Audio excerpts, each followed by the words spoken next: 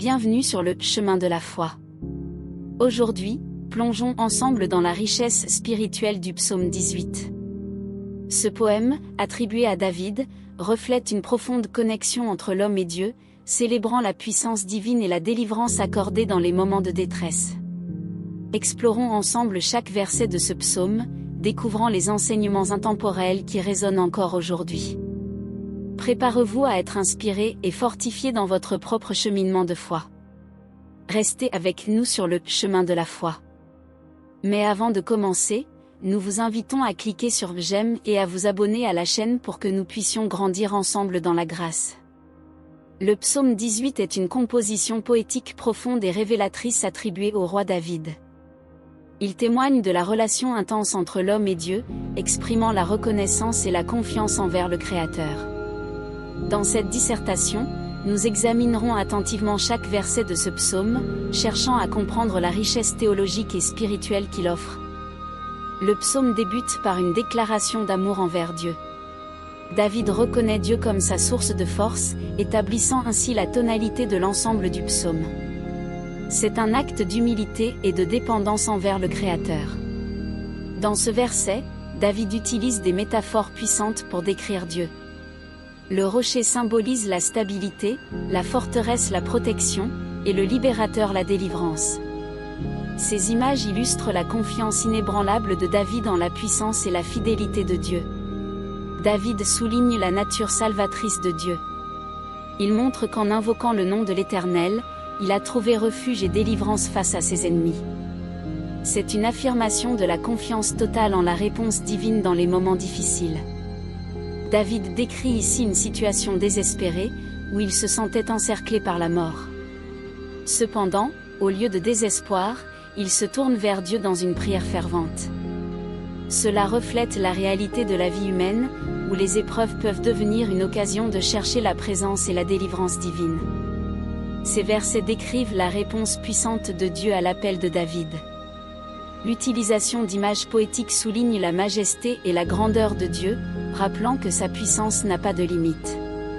Ces versets illustrent la délivrance spectaculaire de David par Dieu. L'image des grandes eaux représente les situations périlleuses, et la main de Dieu est vue comme l'instrument de salut. David reconnaît ici que la délivrance de Dieu est liée à sa propre intégrité.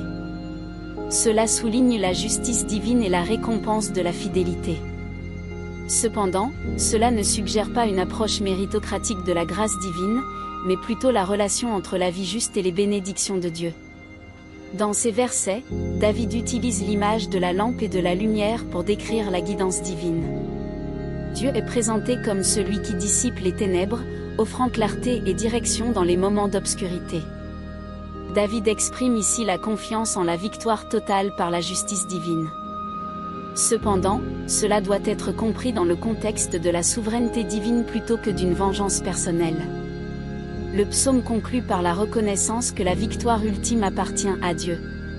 David attribue à Dieu la vengeance et la soumission des peuples. C'est un acte final d'adoration et de reconnaissance envers le Créateur. Maintenant, nous allons prier. Seigneur, mon rocher et ma forteresse. Je viens devant toi avec un cœur reconnaissant. Comme le psalmiste l'a proclamé, je t'aime, ô Éternel, ma force. Dans les moments de détresse, je me tourne vers toi. Car tu es mon abri, mon bouclier, et ma délivrance. Tu es le libérateur qui brise les liens de la mort, et le rocher solide sur lequel je peux me tenir. Dans les tumultes de la vie, je crie vers toi. Comme le psalmiste l'a fait dans sa détresse. Entends ma voix, ô Seigneur, et étends ta main salvatrice. Comme tu l'as fait pour David au bord des grandes eaux. Je reconnais ta puissance, ô Dieu, qui descend des cieux.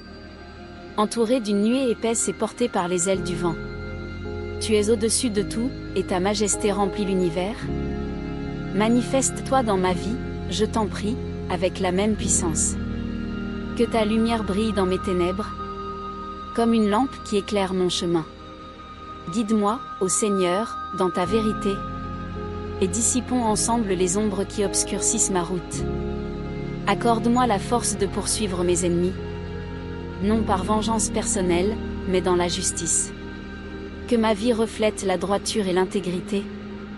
Et que ta grâce abonde en moi, maintenant et toujours. Dans la victoire, je te remercie, ô Dieu. Car c'est toi qui donnes la pleine vengeance. Que toute gloire te revienne, car tu es le souverain. Celui qui règne au-dessus de tous les peuples et de toute la création. Amen. Au chef des chantres. Du serviteur de l'Éternel, de David, qui adressa à l'Éternel les paroles de ce cantique, lorsque l'Éternel l'eut délivré de la main de tous ses ennemis et de la main de Saül. Il dit: Je t'aime, ô Éternel, ma force. Éternel, mon rocher, ma forteresse, mon libérateur.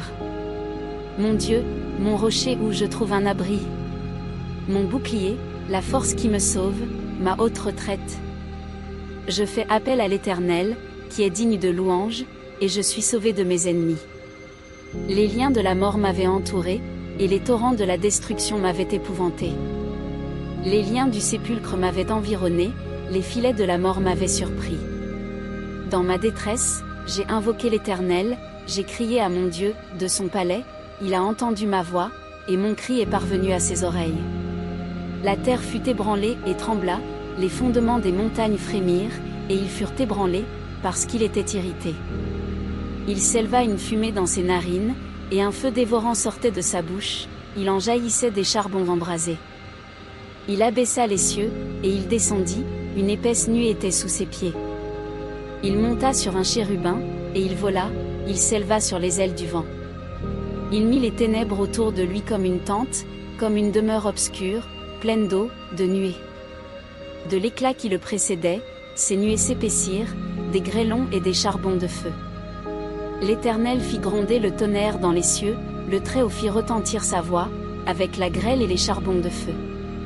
Il lança ses flèches et dispersa mes ennemis, il multiplia les éclairs et mit en déroute ceux-ci.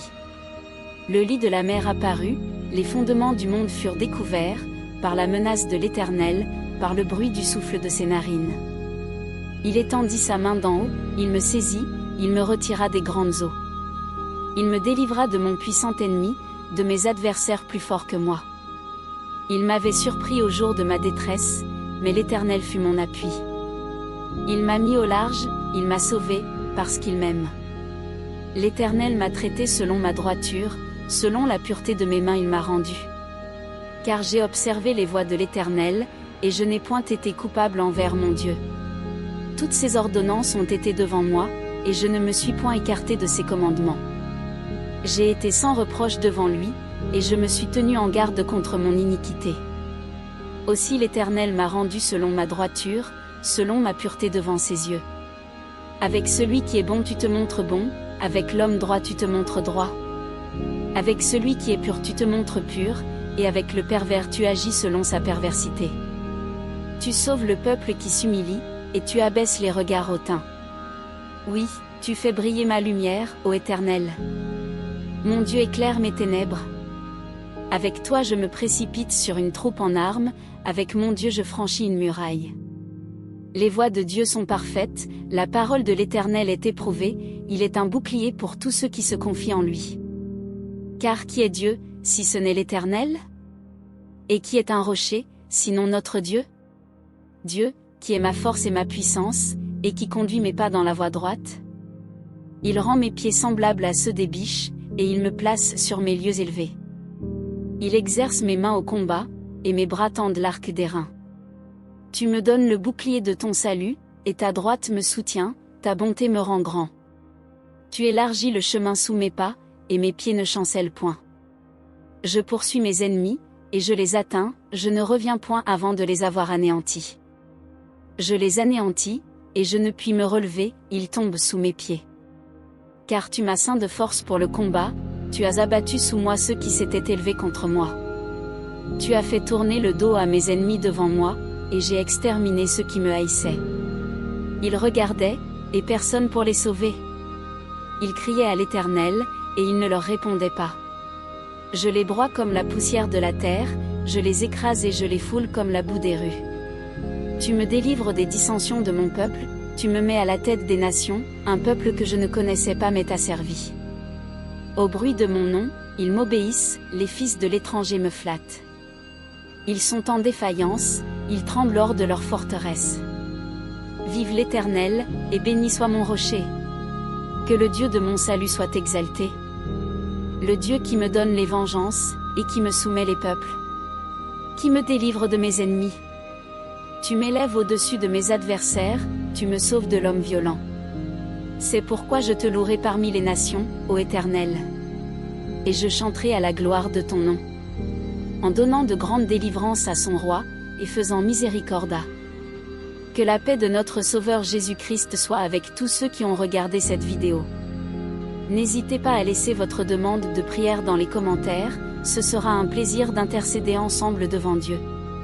Si cela vous a plu, mettez un j'aime, abonnez-vous à la chaîne et partagez avec ceux que vous aimez.